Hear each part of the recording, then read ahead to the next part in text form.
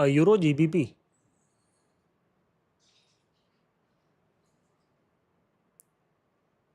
एक ट्रेड बन रही है भाई की।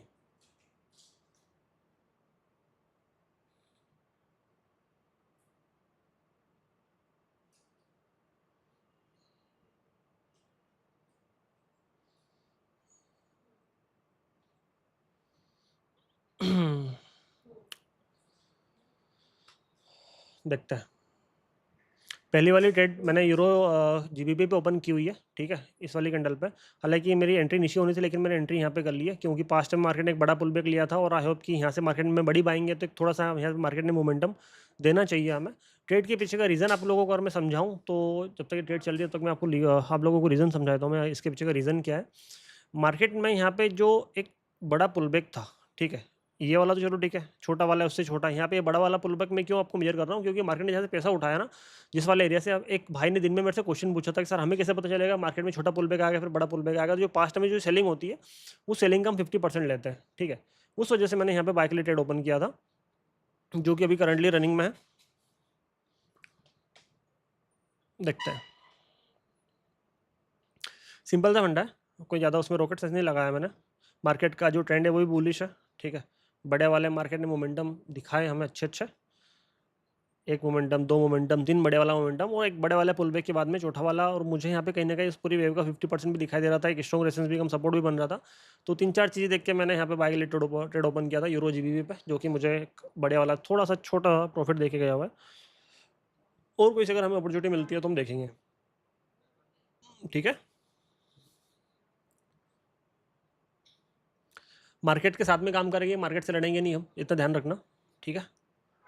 थोड़ा यहाँ पे जिगजैग जिगजैग ज़्यादा कर रहा होगा, वहाँ पे थोड़ा सा हम अवॉइड करेंगे चीज़ों को।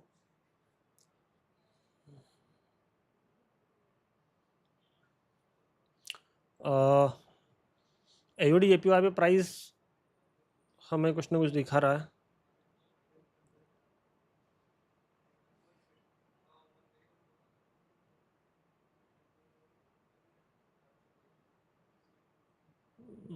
बड़े वाले सिनेरियो का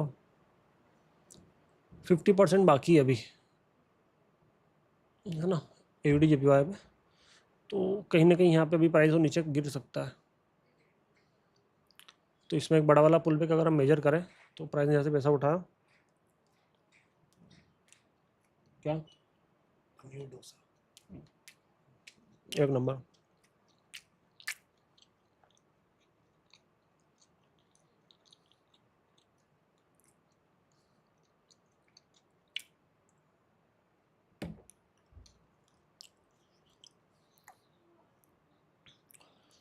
यूरो जेपीवाई पे एक बड़ा वाला पुल बैक अगर मुझे मिलता है, देन मैं सेल करूँगा फिर से। लाइक बड़ा वाला पुल बैक कितना, जहाँ से मार्केट ने पैसा उठाया ना, उस वाले एरिया से मार्केट ने जो बड़ा स्विंग दिया है, जैसे मान लो अगर मल्टीपल डेज लेता हूँ मैं, तो एक बड़ा वाला स्विंग इस वाले एरिया पे, तो उसके 50% से, मतलब कहीं ना कहीं इस वाले एरिया पे अगर प्राइस आए किस पे, एयूडी जेपीवाई पे, तो मुझे बताना, ठीक है। रीज़न क्या रहेगा, रीज़न मैं आपको पहले ही समझा देता हूँ। यहाँ से मार्केट में एक सेलिंग आई है, मार्केट ने बड़ा पुल बैक लिया, फिर मार्केट में सेलिंग आई, फिर मार्केट अगर यहाँ पे एक बड़ा पुल बैक लेगा, तो इस वाले एरिया पे मैं सेल के लिए जाऊँगा, क्योंकि मार्केट ने जिस वाले एरिया से पैसा उठाया है वो ये वाला जोन था। कौन सा वाला जोन था, ये वाला जोन था। और इस वाले जोन में मार्केट ने यहाँ पे थोड़ी देर होल्ड किया, मार्केट एक मूवमेंट दिया, फिर मार्केट ने यहाँ पे होल्ड किया। तो हम इस पूरी बड़ी वेव का 50% ले रहे हैं, कितना, 50%। फिर से किसके लिए, सेल के लिए। क्यों सेल के लिए जा रहे हैं, अभी यहाँ पे क्या रीज़न है और नीचे सेल के लिए जाने का। तो रीज़न ये है कि जो पूरी जो बड़ी वेव दिखाई दी थी हमें, जिसका भी मैंने मेजरमेंट लगा रखा है चार्ट के ऊपर, कौन सी बड़ी वेव, अगर आप लोग थोड़ा सा ध्यान से अगर देखोगे तो आपको एक बड़ी वाली वेव दिखेगी, ये यहाँ से लगा के पूरी यहाँ तक की है। उसका पूरा 50% कहाँ पे आ रहा है, यहाँ पे आ रहा है। तो प्राइस बहुत बार आपको ये देखेगा कि प्राइस जब पुल बैक लेता है, तो बड़ा वाला पुल बैक लेता है इतना, या तो 25 लेता है, 50 लेता है, 75 लेता है, फिर 100 लेता है। तो 25 पे रुका नहीं प्राइस, वहाँ से रिवर्सल दिया, नीचे आ गया, तो 50 तक तो आ सकता है, मतलब ऐसा मुझे लग रहा है। तो जैसा भी रहेगा फिर अभी आपको पता चल ही जाएगा कि जो हम एनालिसिस कर रहे हैं क्या वो ठीक से बैठ रहा है नहीं बैठ रहा है, तो पता चल जाएगा 2 मिनट के अंदर अंदर, है ना। बाकी यूरो यूएसडी पे अपन 1 मिनट का चार्ट करके देखते हैं कि क्या हमें यहाँ पे कुछ मिलता है नहीं मिलता है।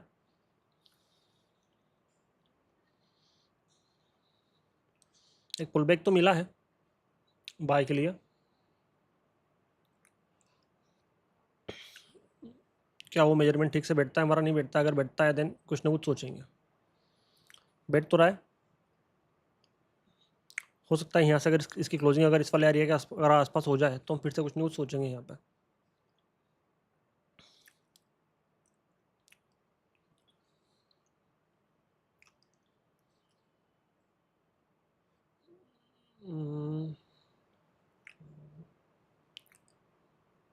रिस्की ट्रेड होगा ये, आप लोग कोई भी प्लेस मत करना, ठीक है। नीचे जगह छूट रही है तो हो सकता है कैंडल और आ जाए यहाँ पे, तो आप कोई भी इस वाले ट्रेड को प्लेस मत करना, है ना, पहले बोल देता हूँ मैं। यूरो यूएसडी पे बाय के लिए रीज़न सिंपल सा है, क्योंकि मार्केट ने एक बड़ा मोमेंटम दिया, बड़ा पुल बैक लिया। अब फिर से मार्केट ने एक मोमेंटम दिया, दो मोमेंटम दिया, और मार्केट में कितने मोमेंटम होते हैं टोटल? 3 मोमेंटम होते हैं। पहला वाला पुल बैक हमने ये देखा, दूसरा वाला पुल बैक हमने ये देखा, और वो आपके सामने क्या कैंडल बन रही है वो भी आप लोगों को दिखाई दे रही है।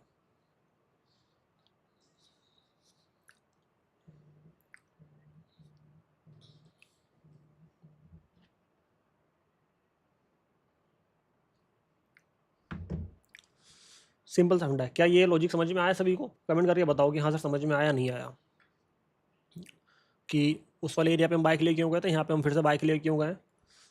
दो ट्रेड दोनों शॉर्ट शॉर्ट।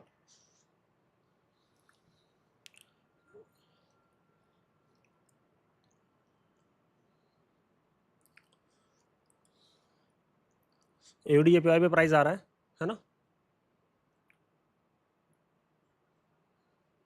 कैंडल डायरेक्ट जा रही है तो मैं एक हल्की सी रिस्क ले रहा हूँ यहाँ पे। अग्रेसिव एंट्री मेरे मारी मैंने ऊपर से यहाँ पे सेल के लिए इस वाले एरिया पे, तो क्लोजिंग अंदर होती है बाहर होती है पता चलता है।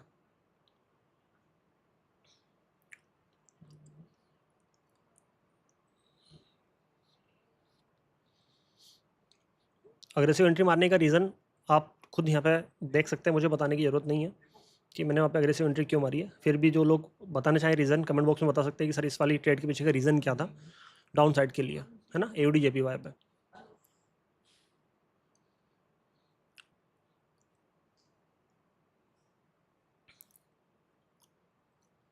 ठीक है, 3 ट्रेड मैंने बताई अभी तक आप लोगों को। तीनों ट्रेड कहाँ से किस चीज़ के लिए थी, दिख गया, आ गया समझ में कि मैंने क्या एनालिसिस किया था, यहाँ पे क्या किया था और उसके पीछे क्या कहानी थी। यहाँ पे आपको सेल के लिए जाने के पीछे रीज़न मल्टीपल आपको विक्स दिख रही है, यहाँ पे मल्टीपल विक्स दिख रही है, multiple touches plus wicks. That's why मैं यहाँ पे सेल के लिए गया था, और इस वाले एरिया पे मार्केट ने आपको पहले विक्स का एक बहुत बड़ा भंडार दिखाया था। दैट्स वाई मैं यहाँ पे एक सेल के लिए गया था, है ना। चलो चलते हैं किस पे, यूरो जेपीवाई पे। हालांकि रिस्की है वाली ट्रेड भी, यहाँ से सेल के लिए इस वाले एरिया से अगर ये 30 सेकंड से अगर पहले जाती तो मैं ऊपर से विक्स से सेल कर देता इसको, क्योंकि यहाँ पे भी आपको इस वाले एरिया पे मल्टीपल विक्स दिखाई दे रही है। अगर ये टॉप पे जाती तो मैं इस पर अग्रेसिव एंट्री मार लेता 30 सेकंड से पहले अगर जाती तो, इस वाले एरिया के आसपास कहीं। अच्छा हुआ नहीं मारी मतलब आज आज चाहता नहीं है कि मेरा लॉस हो, इस वजह से वाली ट्रेड बच गई मेरी। कोई बात नहीं। ट्रेड के पीछे का रीज़न अगर मैं यहाँ से एंट्री करता तो क्या रीज़न था, पास्ट में जो मार्केट में बाइंग दिखाई थी हमें, नहीं थोड़ा सा जगह बच रहा है, हाँ, ये जो मार्केट ने जो बड़ी बाइंग दिखाई थी उस बड़ी बाइंग का कहीं ना कहीं 50% वाला एरिया। लेकिन इसके बीच में एक और चीज़ मुझे दिखाई दे रही है, पुलबैक्स, पुलबैक्स, पुलबैक्स। कोई नहीं,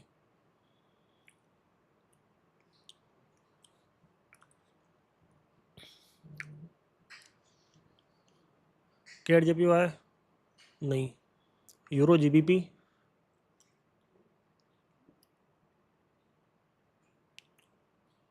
यूरो जीबीपी पे ट्रेड करें क्या, चले गई इस पूरी बड़ी वेव के 50% पे ट्रेड चली गई, क्योंकि मार्केट ने यहाँ पे हाई को ब्रेक करके हाई को ब्रेक करके नया हाई बनाया, हाई लो बनाया, हाई लो बनाया, तो यहाँ से एक ट्रेड बन सकती थी हमारी, लेकिन अब और नहीं। यूएसडी जीपीवाई पे कुछ नहीं, यूरो एयूडी पे कुछ नहीं। ठीक है, देखते हैं।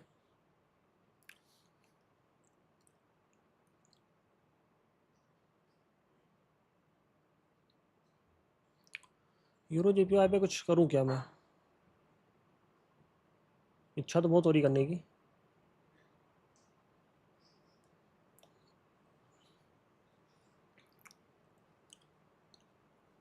बनता है करना, नहीं बनता है। एक अगर मुझे पुल बैक दिखाई देगा इतना तो मैं बाकायदा करूँगा, क्योंकि अगर ये ट्रेंड लाइन अगर ब्रेक होती है, कौन सी वाली, ये वाली ट्रेंड लाइन अगर ब्रेक होती है और मुझे अगर इतना रिवर्सल मिलता है, कितना जो मार्केट ने पास्ट में देखा है ना ये वाला, तो सोचेंगे कुछ ना कुछ।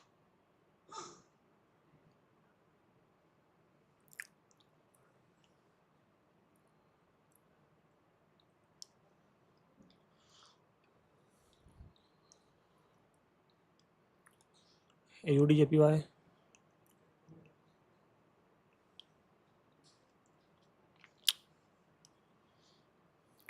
केट JPY, केट JPY पे एक ट्रेड मेरे को मिल रही है ना, बता देता हूँ मैं। आप लोग भी अगर थोड़ा सा अगर वहाँ पे रिस्क लेना चाहे तो ले सकते हैं, क्योंकि दोनों चीज़ें मुझे एक साथ दिखाई दे रही है। ये पूरा बड़ा मोमेंटम का 50% वाला एरिया दिखाई दे रहा है मेरे को ऊपर, और पास्ट में मार्केट ने इतना पुल बैक लिया है। तो अगर इस वाले एरिया पे अगर हमें कुछ मिलता है, प्राइस अगर हमें कोई एंट्री कर देता है, देन हम वहाँ से कुछ ना कुछ सोचेंगे, ठीक है। प्लस वो इस जिगजैग का 2x भी हो रहा है कहीं ना कहीं, अगर आप लोग देखोगे तो, ठीक है। इस पे कैट JPY पे हालांकि परसेंटेज कम है, थोड़े से 80% ही है।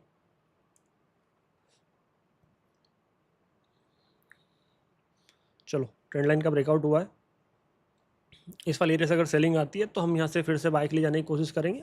यहाँ पे भी इतनी सेलिंग है, यहाँ पर भी इतनी सेलिंग है, तो अगर पुल बैक अगर मिलता है इस वाले एरिया के आसपास कहीं ना कहीं, तो हम फिर से बाइक के लिए ट्राई करेंगे। अब ये मत बोलना बहुत सारे लोग कि सर आप बाइक के लिए यहाँ पे तो market lower high lower high lower high बना रहा है, तो फिर आप बाइक के लिए जाने की क्यों बोल रहे हो। तो मार्केट ने यहाँ पे नया लोअर लो नहीं बनाया है, और एक स्विंग देके गया है प्राइस, तो दैट्स वाई यहाँ से प्राइस में कहीं ना कहीं एक बड़ा मूव बाइक की साइड आ सकता है पुल बैक लेके। उस लिए मैं बोल रहा हूँ, मतलब इसके लिए मैं बोल रहा हूँ। ट्रेड मिल रही है भैया AUD JPY पे। अबे यार, देखा नहीं मैंने, टाइम निकल गया।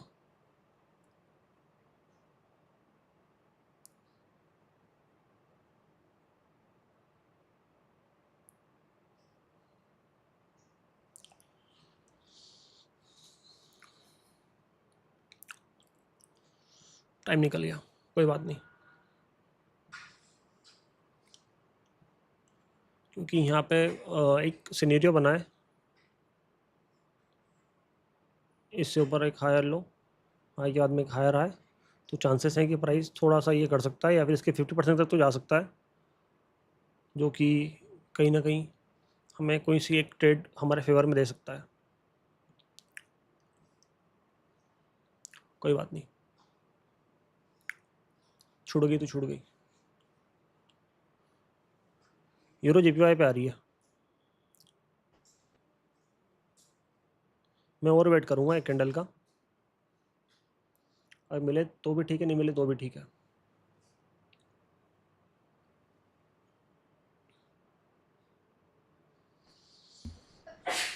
अमाउंट सेट कर लिया है मैंने, अरे यार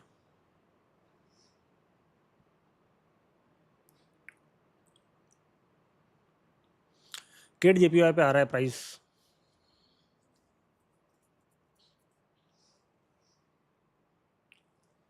गोल्ड फॉल कर गया भैया।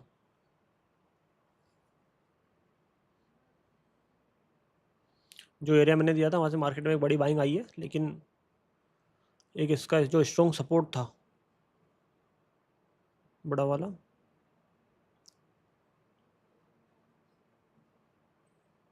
वहाँ तक प्राइस आ चुका है।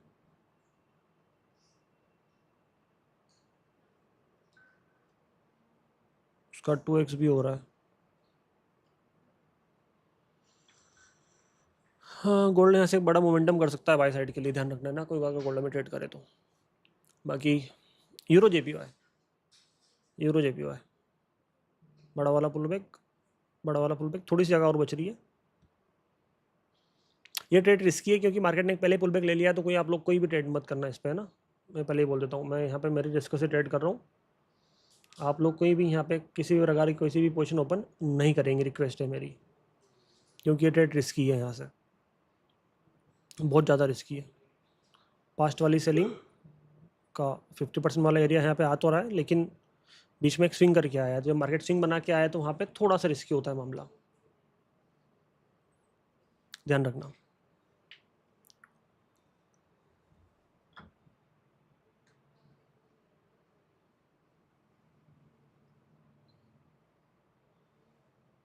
क्लोजिंग कहाँ पे होती है इसकी, अंदर होती है बाहर होती है?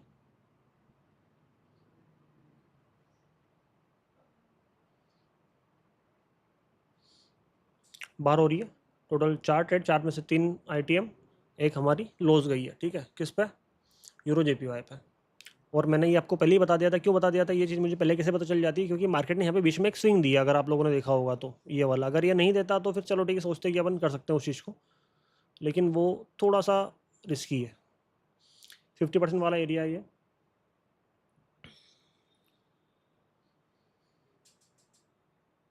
यहाँ पे ट्रेड करना चाहिए नहीं करना चाहिए? कैंडल का वॉल्यूम तो लो है, कर लेता है। ठीक है,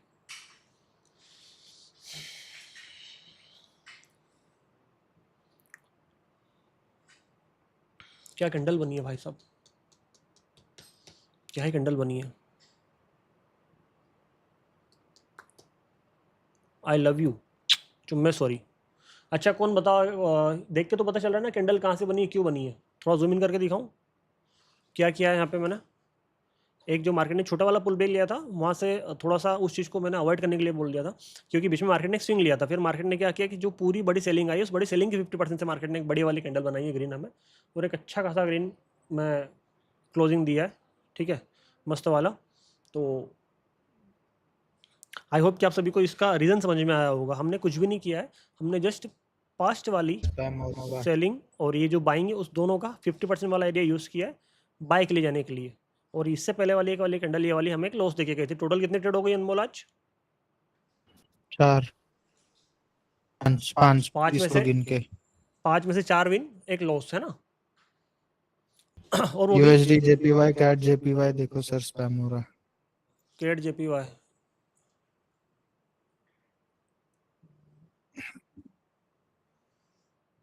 हाँ ब्रो, हाँ कैंडल अब नॉर्मल है, मतलब नहीं है।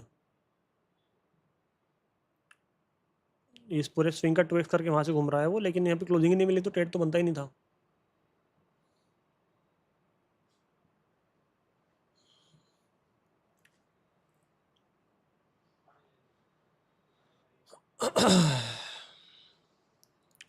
यार देखो, एक चीज़ मुझे दिख रही है यहाँ पे, आई होप कि वो सही हो जाए। अगर सही अगर हो जाती है देन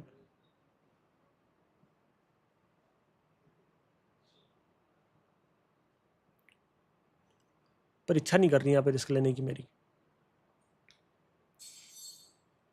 पता नहीं क्यों नहीं कर रही है।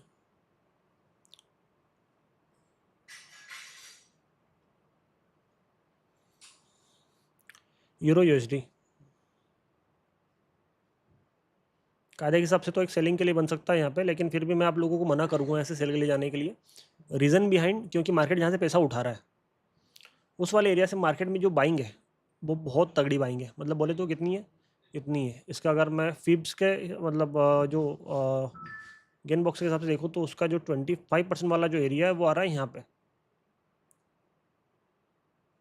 और मेरी इच्छा नहीं हो रही कि मैं 25% सेल करूं, क्योंकि अगर ये 25 से नहीं गिरा और अगर 50 पहुंच गया तो ये ट्रेड लॉस हो सकती है।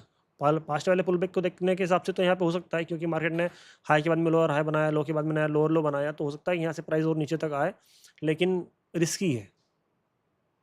अगर कोई रिस्क पे इसका लेना चाहता है, मतलब करना चाहता है तो कर सकता है, बाकी मैं तो आप लोगों को नहीं प्रेफर करूँगा कि आप उस चीज़ को करो।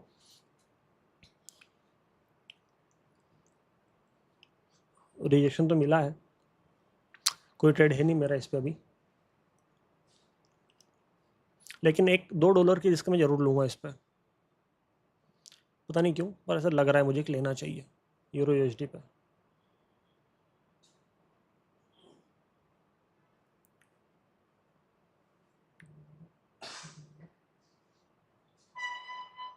आप लोग बिल्कुल भी रिस्क ना लें उस पे, है ना। मैं पहले ही बोल देता हूँ, क्योंकि पास्ट में जहाँ से मार्केट बाइंग के लिए पैसा उठा रहा है वो ज़्यादा प्रेशर के साथ में है, तो इस वजह से मैंने अमाउंट को डिक्रीज़ किया हुआ है, ताकि मुझे रिग्रेट ना हो कि अगर ये ट्रेड मेरे हाथ से चली गई तो फिर वो क्या क्लास ले लेता। इस वजह से मैंने एक छोटा सा अमाउंट ऐसे ही चलो ठीक है डाल दिया, एक एनालिसिस के हिसाब से कि हाँ ठीक है।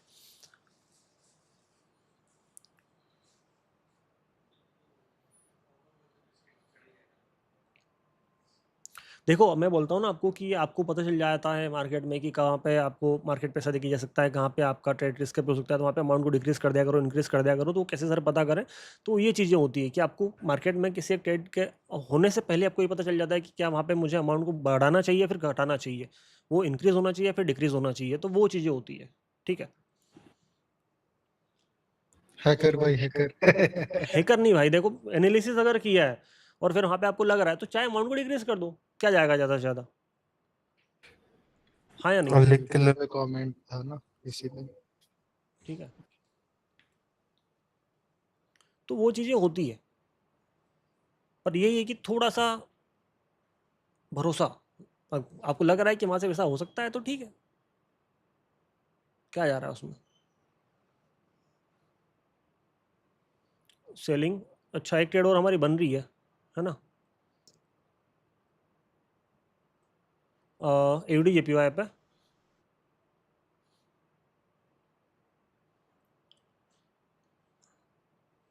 मत करना पर आप लोग, मैं खुद भी नहीं कर रहा हूँ। ठीक है, मैं जस्ट एक पास्ट वाली सेलिंग मैंने उठाई है, पास्ट वाली सेलिंग का 50% मैंने लिया है, क्योंकि प्राइस ने यहाँ पे हाई को ब्रेक करके हाई बनाया है। तो हो सकता है कि यहाँ पे आपको एक रिवर्सल की कैंडल देखने के लिए मिल सकती है। क्लोजिंग अगर 50% से अंदर होती है, तो एक क्लोजिंग बाहर हो गई है तो बिल्कुल भी ट्रेड नहीं करना है अब तो।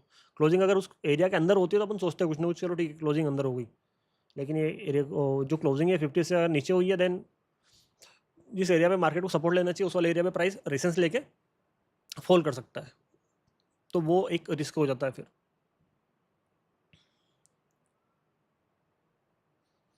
अबे यार, केट जेपीओ है,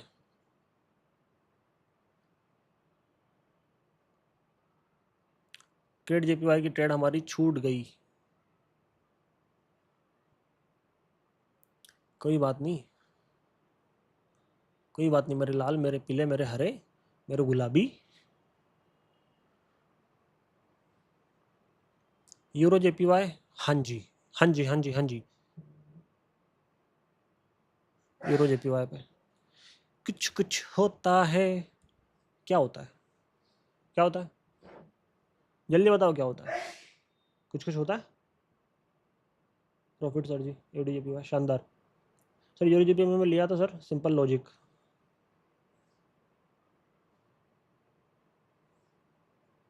ये क्या हो रहा है भैया ऐसे, है ना? सर गोल्ड निकल गया, गोल्ड निकल गया ना, पता है मेरे को, पता है मेरे को।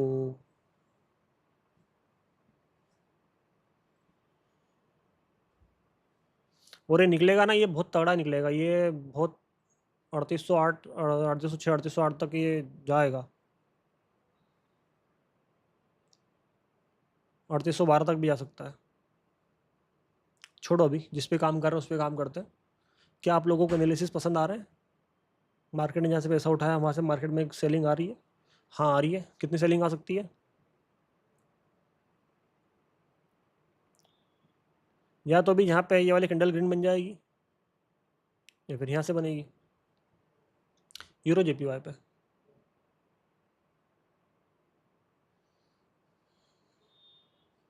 रिग्रेट नहीं करना, लॉस हो जाएगी तो हो जाएगी साली, कोई दिक्कत नहीं है, कर लेंगे लॉस, एक झेल लेंगे, कोई दिक्कत नहीं है, पर रिग्रेट नहीं होना।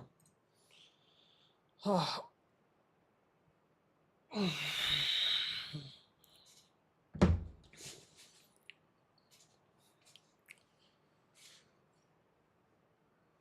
चलो बेटा, लॉस दे दो, प्रॉफिट दे दो, क्या देना चाहते हो? आप जो देना चाहते हो हम बिल्कुल आपके निर्णय का तहे दिल से स्वागत करेंगे।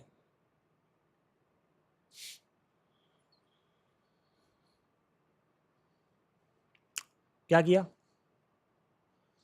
आपने, क्या किया?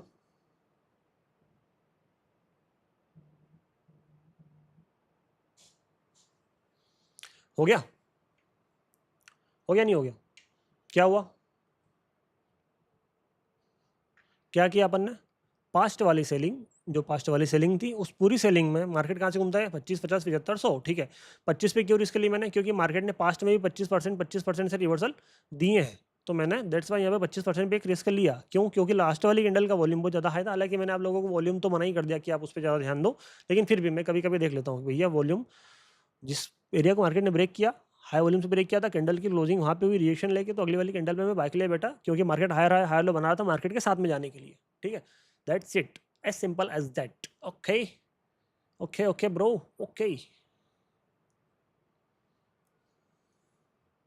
आई don't know what to do, I don't know what to do यारा, हाय मैं क्या करूं।